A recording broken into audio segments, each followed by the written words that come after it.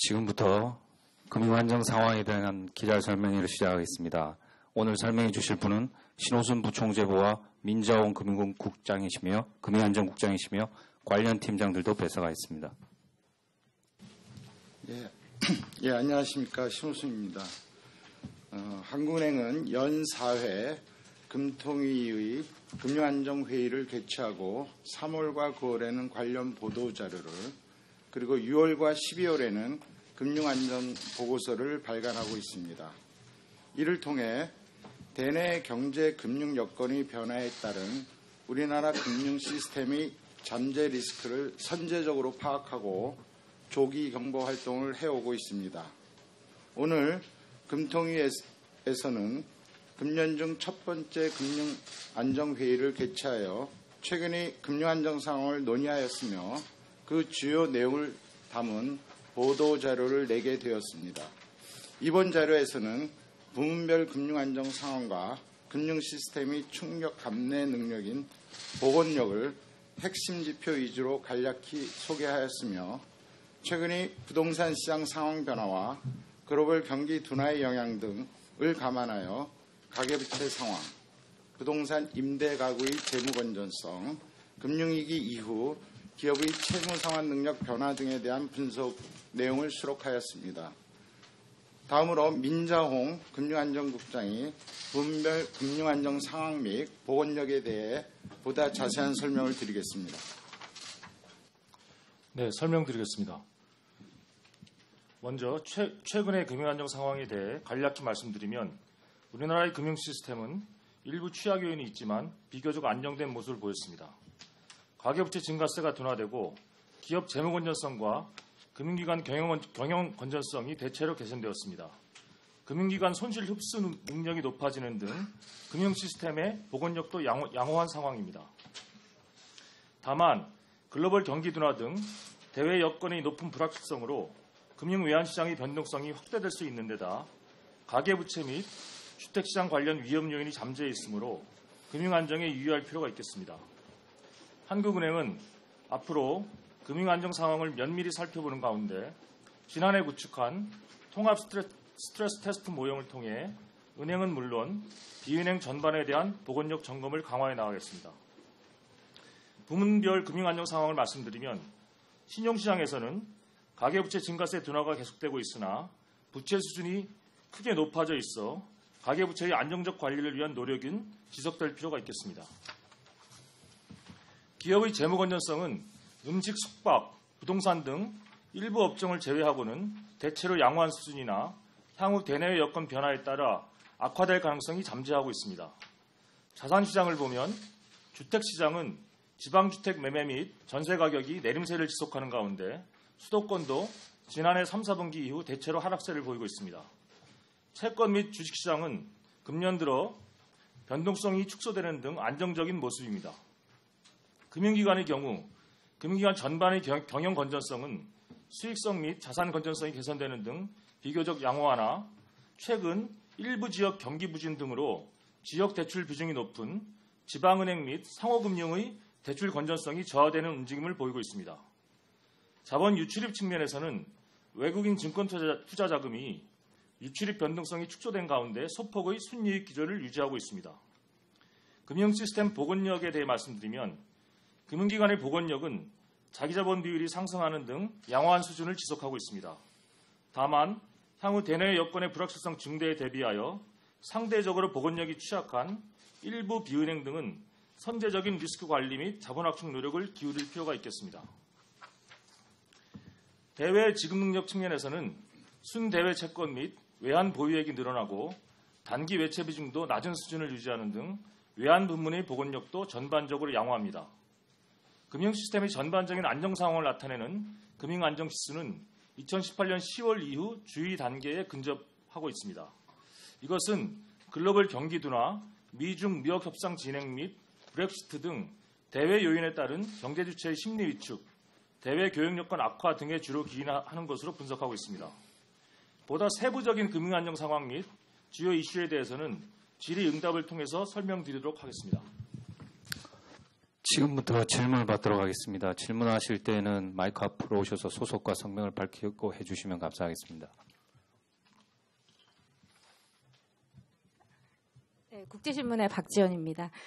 보내주신 그 자료 그 말미 쪽에 있는 그 참고 부분에 대해서 좀 질문드리고 싶은 건데요. 취약업종들이 좀 금리 상승이나 영업이익 감소 충격이 발생하면 좀 어려움이 있을 것 같다라는 이제 주사가 있고요. 그게 대표적으로 이제 조선업이 좀 나와 있더라고요. 근데 그거에 대한 좀 그 한은의 어떤 재원 부분에서 구조조정 노력들이 좀 필요할 것 같다. 이렇게 좀 얘기가 나와 있는데요. 근데 실제 이제 조선업 같은 경우에 현재는 어느 정도 개선이 되고 그런 상황인데 이런 구조조정 노력을 지속할 필요가 있다. 이런 메시지가 혹시 오히려 어떤 시장에는 안 좋은 영향을 줄 수도 있을 것 같아서 이 외에 어떤 다른 좀 어려움을 해소할 수 있는 그런 방안을 좀 추가적으로 가지고 계신 게 있는지 거기에 대한 취약업종으로서 조선업에 대한 구조조정은 꽤 오래 진행되어 왔는 거로 알고 있고요. 최근에 정부도 빅2랄지 이렇게 업종을 좀 이렇게 합치면서 대외 경쟁력을 갖춰 나가려는 시도가 있습니다. 좀 지켜봐야겠습니다. 제 요는 어떤 한은에서 구조조정 노력을 지속할 필요가 있다라는 메시지를 혹시 주는 것이 시장에게는 조선 업황이 개선되고 있는 상황에서 어려운 기업들이 이제 노력을 하는 과정에 오히려 좀 부정적인 메시지가 돼서 금융기관 입장에서는 구조조정 노력이 지속될 수도 있으니 어려운 기업에 더 적극적으로 지원을 하는 방향보다는 좀 지원을 거두는 방향 소극적인 그런 게 되거나 이런 메시지로 해석이 될 수가 있기 때문에 여기에 대해서 좀 정확하게 설명을 해주시면 어떨까요? 우선 이 기업 부분의 현안 이슈를 저희가 분석하게 점검하게 된 배경을 설명드리는 것으로 답변을 좀 해야 될 것 같습니다.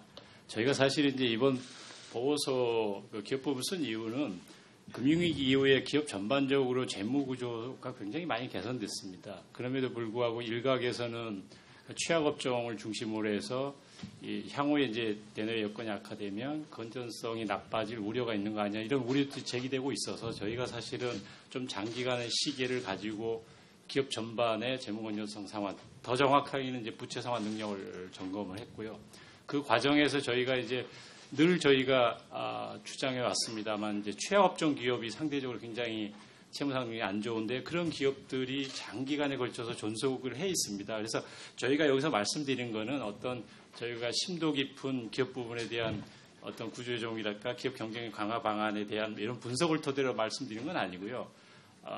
금융안정 차원에서 기업 부분의 채무사 능력 제고를 위해서는 기본적으로 금융안정 측면에서 노력도 필요하지만 일반론적 측면에서 구조조정이 좀 필요하다는 일반론적 시각에서 좀 말씀드렸다는 걸 다시 한번 좀 말씀을 드리는 걸로 답변을 대신하겠습니다.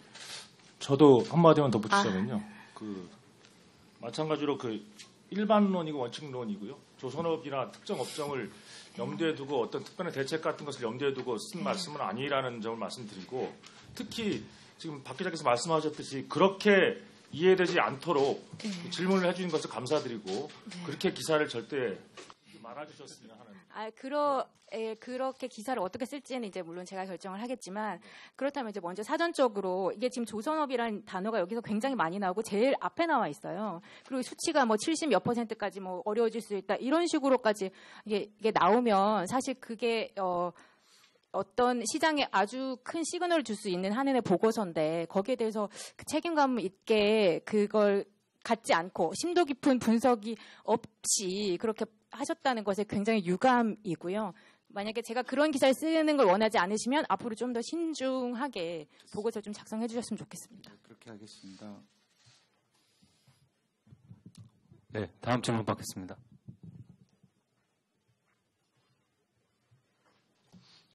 네, 안녕하세요. 저 연합뉴스TV 소재현 기자라고 하는데요. 취약차주 부채 규모에 보면은 취약차주 부채 규모가 2015년 이후에 계속 증가했다고 나와 있는데 사실은 정부의 뭐 정책자금 뭐 노력이라든가 이런 거 관련해 가지고 이렇게 대출 규모가 좀 늘어날 수 있다고 보지 않았을까라는 생각이 좀 들거든요. 그래서 꼭 이렇게 다중 저소득자 대출이 늘어난 게 뭐 그렇게 부정적으로 볼 수 있느냐, 아니면은 그 정책 금융과 좀 관련이 있지 않을까라는 생각이 드는데 여기에 대해서 좀 한 말씀 설명 좀 부탁드리겠습니다. 2018년 기준으로 보면 취약 차주들의 부채는 좀 늘었고요.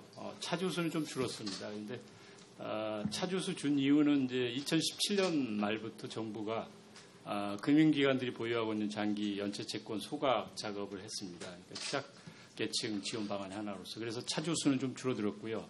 대신에 이제 대출은 조금씩 늘었습니다. 그래서 소 기자께서 말씀하셨던 이런 취약차주의 부채는 정책자금, 그러니까 서민금융이 일부 들어가 있긴 합니다. 그런데 그게 주된 이유는 아니고요.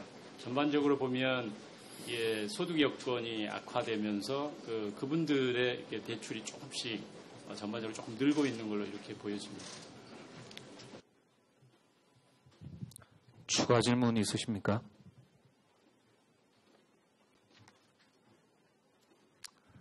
없으시면 오늘 설명을 이것으로 마치도록 하겠습니다.